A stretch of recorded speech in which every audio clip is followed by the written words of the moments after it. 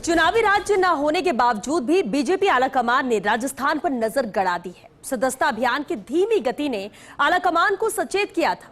Party सूत्रों के मुताबिक भाजपा के राष्ट्रीय संगठन महामंत्री बीएल संतोष ने जयपुर दौरे के बाद राष्ट्रीय नेतृत्व को राजस्थान को लेकर रिपोर्ट सौंपी। इसके बाद ही बीजेपी राष्ट्रीय अध्यक्ष जेपी नड्डा ने जयपुर आना तय किया, लेकिन कुछ कारणों के चलते अब नड्डा वीसी के जरिए रविवार को जुड़ेंगे। ये रिपोर्ट देखिए। बीजेपी राष्ट्रीय अध्यक्ष जेपी नड्डा सदस्यता अभियान और पार्टी के अन्य गतिविधियों को लेकर 6 अक्टूबर की शाम 7 बजे से वीसी के जरिए बैठक लेंगे, जिनमें वो जनप्रतिनिधियों से सदस्यता अभियान को लेकर संवाद करेंगे और इस दौरान सांसद, पूर्व सांसद, सांसद प्रत्याशी, विधायक, पूर्व विधायक, जिला प्रमुख, मेयर, उप महापौर के साथ प्रदेश सदस्यता अभियान की टोली, प्रदेश पदाधिकारी मौजूद रहेंगे। इस बैठक में सदस्यता अभियान की समीक्षा के साथ ही आगामी रूपरेखा पर विस्तार से चर्चा की जाएगी। अब बीजेपी के राष्ट्रीय नेतृत्व की राजस्थान पर नजरें करने के कई कारण हैं, जबकि अभी राजस्थान में विधानसभा चुनाव भी नहीं हुए। जो चुनाव होने हैं वो 7 विधानसभा क्षेत्रों के उपचुनाव हैं। अब राजस्थान पर बीजेपी आलाकमान नजर क्यों गड़ा है, इस पर बात करें तो दरअसल कुछ दिन पहले बीजेपी के राष्ट्रीय संगठन महामंत्री बीएल संतोष जयपुर आए थे, जहां उन्होंने सदस्यता अभियान को लेकर बैठक ली और इसके बाद उन्होंने इसकी रिपोर्ट राष्ट्रीय नेतृत्व को सौंपी। जिसके बाद अब बीजेपी के राष्ट्रीय अध्यक्ष जेपी नड्डा राजस्थान बीजेपी की बैठक लेंगे। नड्डा पहले खुद आने वाले थे, लेकिन अब कुछ कारणों के चलते नड्डा अब राजस्थान बीजेपी से वर्चुअल जुड़ेंगे। सूत्रों के मुताबिक बीएल संतोष ने राष्ट्रीय नेतृत्व को जो रिपोर्ट सौंपी, उसमें उन्होंने बीजेपी के सदस्यता अभियान की सुस्त चाल और जनप्रतिनिधियों को पूरी तरह से सदस्यता अभियान में रुचि नहीं लेने का बड़ा कारण बताया। बीएल संतोष की रिपोर्ट केवल सदस्यता अभियान तक ही नहीं थी, बल्कि उन्होंने कार्यकर्ताओं के मन को भी टटोला। यही नहीं, उन्होंने 7 विधानसभा उपचुनाव जीतने को लेकर भी नेताओं कार्यकर्ताओं में जोश का अभाव दिखा। बीजेपी नेता कांग्रेस की बढ़त की बात कहते हुए नजर आए। माना जा रहा है कि मंत्रियों की परफॉर्मेंस को लेकर भी नेताओं और कार्यकर्ताओं से रिपोर्ट सही नहीं मिली है और इसके साथ ही ब्यूरोक्रेसी का व्यापक दखल को लेकर भी कार्यकर्ताओं की चिंता रिपोर्ट में शामिल है। वहीं कार्यकर्ताओं को काम नहीं होना, तबादलों का मसला भी अहम है।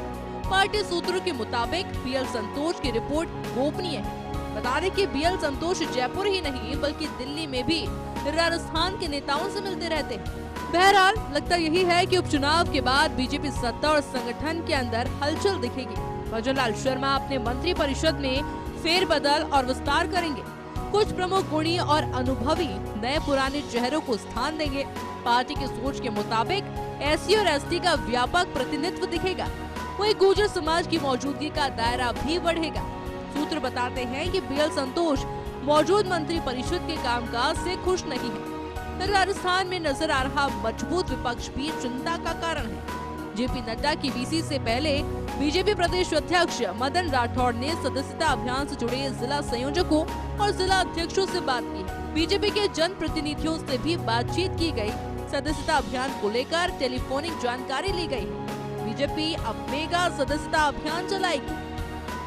बीएल संतोष जो रिपोर्ट राजस्थान से लेकर दिल्ली गए थे, उसमें कई बातों को लेकर बीजेपी आलाकमान के शिकन आई और शिकन का कारण राजस्थान के बीजेपी संगठन और सत्ता को लेकर था। खास तौर से सदस्यता अभियान में जनप्रतिनिधियों की सक्रियता और कार्यकर्ताओं का जोश एक बड़ा पैमाना रखा गया और उसका आधार भी ये माना गया कि संतोष की रिपोर्ट के अनुसार जनप्रतिनिधि और कार्यकर्ता पूरे जोश के साथ सदस्यता अभियान में भाग नहीं ले रहे।